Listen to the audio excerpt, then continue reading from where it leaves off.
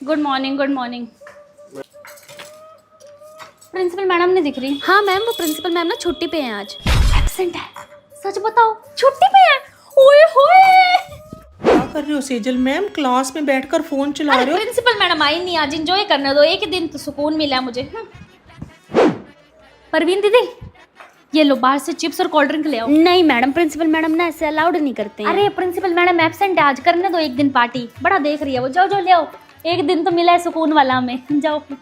Sejal ma'am क्या कर रहे हो? बच्चे पीछे शोर मचा रहे हैं, क्लास के बाहर खड़े होकर बातें कर रहे हो। तो लड़ते रहे, मेरा क्या है? बड़ा प्रिंसिपल मैडम आई आज, एक दिन तो सुकून मिला है। हाँ मैडम, ये सूट कहाँ से लिया है? मैंने ऑनलाइन मंगवाया था। अच्छा, मैं तो ये मीशो से मंगाती हूँ, मेरे को पसंद नहीं आता। आपने मिंत्रा से मंगाया है? स्मिता मैडम, आज का दिन तो खुशियों से भरा था। मैं बता रही हूँ, जिस दिन वो डाय प्रिंसिपल छुट्टी पे होती है ना, मजा ही आ जाता है। सेजल मैम, सब सुन रही हूँ मैं। भूलो मत, स्कूल में ऑडियो वाले कैमरे हैं।